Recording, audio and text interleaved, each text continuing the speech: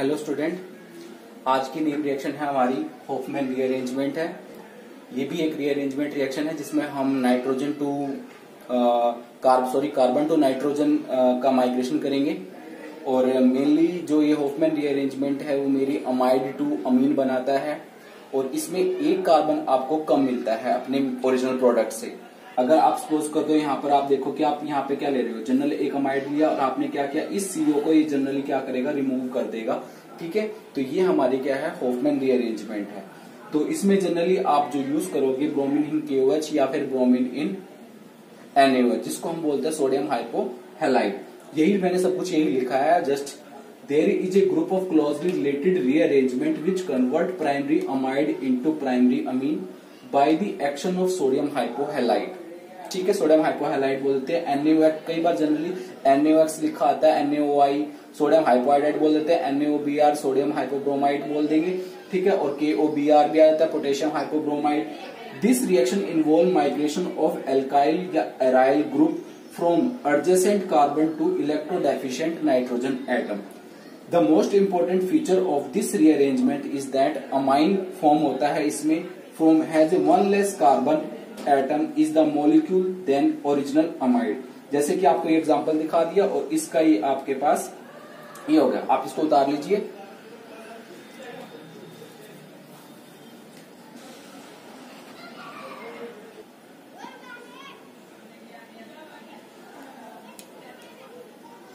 अभी हमने इसकी जनरल रिएक्शन देखी थी, तो मैं इसका मैकेनिज्म दिखा रहा हूं आपको कि भाई जनरली होता क्या है। हमारे पास क्या था, अमाइड था।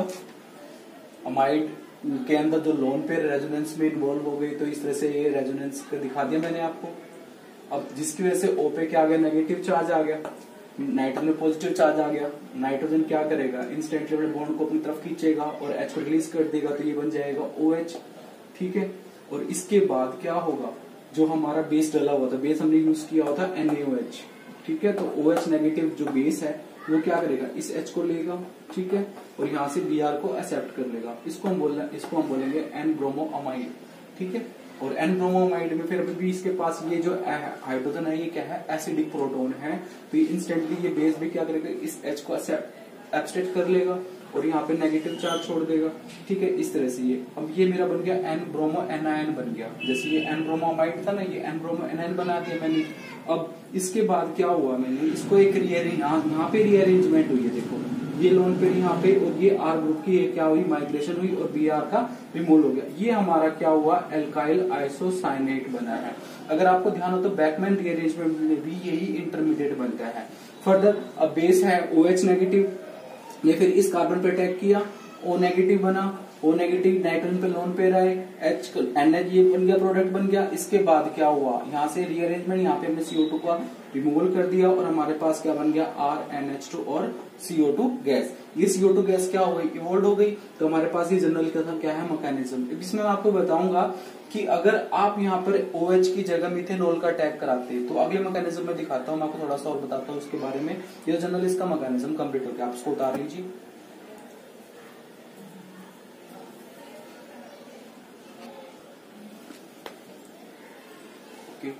मैकेनिज्म मैंने अभी बताया आपको, तो उससे रिलेटेड एक बात और बताना चाहूंगा मैं आपको कि मैकेनिज्म में अगर आपने देखा होगी उसमें एक इंटरमीडिएट बना था, उसका नाम था आइसोसाइनेट। अगर आप आइसोसाइनेट की क्या करते हो, हाइड्रोलिसिस करते हो, तो उसमें बनता है N alkyl carbonic acid, carbamic acid. और ये जो एन एल्काइल कार्बोनिक एसिड होता है, क्योंकि हीटिंग तो होती रहती है उसके अंदर, तो ये वहां पे क्या होता है, अनस्टेबल होता है। क्या होता है, अनस्टेबल होता है। तो इंस्टेंटली इट कन्वर्ट, ये क्या होता है, इंस्टेंटली इट कन्वर्ट, जल्दी ही ये क्या कर देता है, कन्वर्ट हो जाता है किसके अंदर, अमीन के अंदर। तो दे देगा आपको, अमीन दे देगा।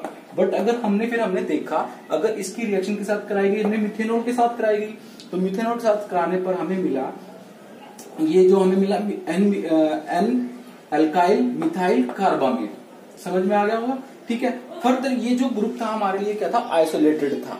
जब हमने क्या किया, फर्दर इसको हाइड्रोलाइज किया तो ये एसिड में आ गया, और एसिड के बाद हीट करने पर हमें क्या मिला, अमीन और कार्बन डाइऑक्साइड इवोल्व हो गई। और इसमें एक चीज और देखी गई है, कहता है कि जब ये माइग्रेशन होती है जिसमें आइसोसाइनेट बना था, कि ये माइग्रेशन जो होती है साइमल्टेनियसली होती है, ये नहीं कि पहले आर ग्रुप वहां से हटेगा और फिर बी आर जो भी था वहां से वो रिमूव होगा, नहीं। तो ये जो माइग्रेशन होती है वो क्या होती है, साइमल्टेनियसली होती है। जैसे मैंने अभी लिखा कि migration group does not break away from the carbon till it has started to bind itself with nitrogen, hence the reaction proceed through a transition state के थ्रू ही होती है। जैसे वहां से बॉन्ड टूटेगा, इंस्टेंटली वो बॉन्ड वहां से ब्रेक हो जाएगा। और ये कहा गया है कि जो ये कंपाउंड होता है, इसके अंदर जो अमाइड होता है, अनसब्स्टिट्यूटेड अमाइड्स होते हैं, वो अगर ऑप्टिकली एक्टिव है तो उनकी जो कॉन्फ़िगरेशन है वो एज इट इज ही प्रोडक्ट के अंदर वो क्या देखी गई, मेंटेन देखी गई, यानी हमें क्या मिला, रिटेंशन प्रोडक्ट मिला। अभी मैं इसको आपको एक प्रोडक्ट इसका एग्जांपल देकर दिखाता हूं। तो ये नहीं, ये जो रिएक्शन होती है वो मेरी कैसी होती है, स्टीरियो स्पेसिफिक इन नेचर होती है। आप इसको उतार लीजिए फटाफट।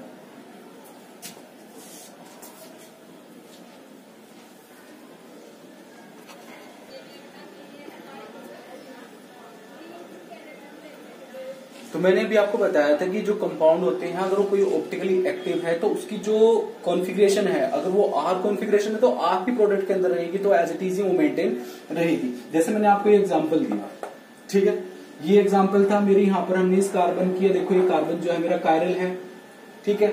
अगर ये कायरल है तो जो इसकी कुछ ना कुछ कॉन्फ़िगरेशन होगी, कुछ ना कुछ आर एंड एस तो होगा। जब मैंने इसकी हॉफमैन रीअरेंजमेंट करी और अपना जो प्रोडक्ट देखा तो वो भी बिल्कुल एज इट इज मुझे क्या मिला, जैसा मेरा रिएक्टेंट के अंदर उसकी कॉन्फ़िगरेशन थी। यानी मैं ये कह सकता हूं कि उसकी जो स्टीरियोकेमिस्ट्री थी वो क्या थी, मेंटेन थी। अब अगर हम बात करें इफेक्ट ऑफ सब्स्टिट्यूएंट, अगर इसके ऊपर बेंजीन के ऊपर अगर हम क्या लगा दे, कुछ आर ग्रुप लगा दे, आर ग्रुप यानी एक्स ग्रुप लगा दे, एक्स का मेरा कहने का मतलब कोई electron donating electron withdrawing group लगा दे, तो वो क्या करेगा, तो मेरे लिए देखा गया कि जो इलेक्ट्रॉन रिलीजिंग ग्रुप है वो इसकी रेट ऑफ रिएक्शन को क्या करता है, फास्ट करता है, और जो इलेक्ट्रॉन विड्रॉइंग ग्रुप है वो उसकी रेट ऑफ रिएक्शन को क्या करेगा, स्लो करेगा।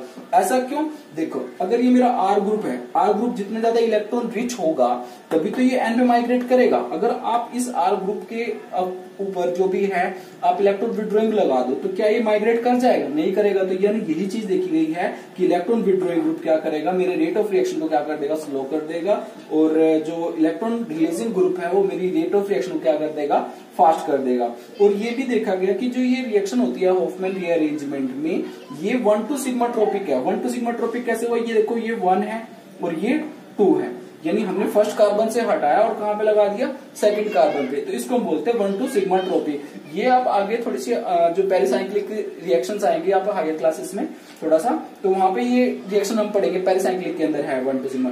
यहाँ पर अगर आप एक्स देखो, एक्स मैंने ये वाले बताया कि एक्स आपका यदि यहाँ पर OCH3 CH3 ये ऑर्डर लगाया हुआ है, जितना ज्यादा अगर OCH3 ग्रुप लगा और CH3 ग्रुप लगा हुआ दोनों में कंपैरिजन देखा गया तो OCH3 वाले का जो रेट ऑफ रिएक्शन था वो क्या था, फास्ट था, और NO2 का सबसे स्लो था। ये इसका रेट ऑफ रिएक्शन था। अब हम करते हैं इसकी कुछ एप्लीकेशंस, ठीक है।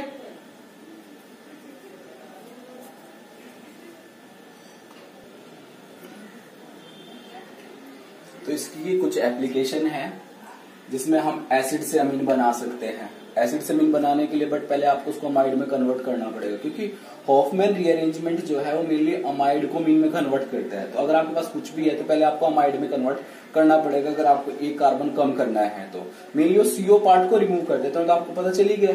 तो यहाँ पे जैसे एसिड था, एसिड को मैंने पहले क्लोराइड में फिर उसको अमाइड में कन्वर्ट पहले एसिड क्लोराइड बनाया, फिर अमोनिया डाला, फिर एसिड अमाइड बनाया, फिर हॉफमैन रीअरेंजमेंट करके अमाइड बना।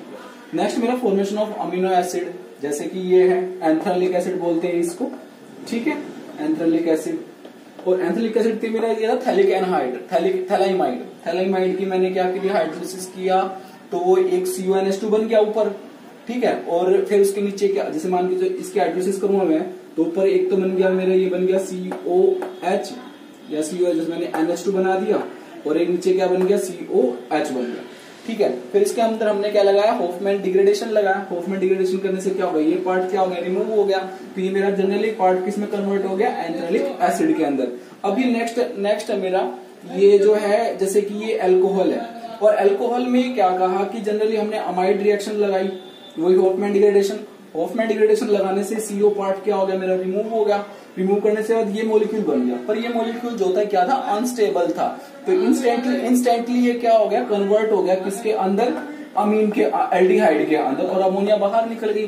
सेम नेक्स्ट मेरा यूरिया था, यूरिया दिस इज यूरिया, और यूरिया को मैंने किस में कन्वर्ट कर दिया, हाइड्रोजन के अंदर। हाइड्रोजन के अंदर सिंपल सी कन्वर्ट किया, क्या किया, इस कार्बोनिल पार्ट को मैंने क्या कर दिया, रिमूव कर दिया, और मेरा क्या बन गया, हाइड्रोजन। तो ये कुछ रिएक्शन थी, इसकी एप्लीकेशंस थी, जो किसकी, हॉफमैन रीअरेंजमेंट की। Okay, thank you.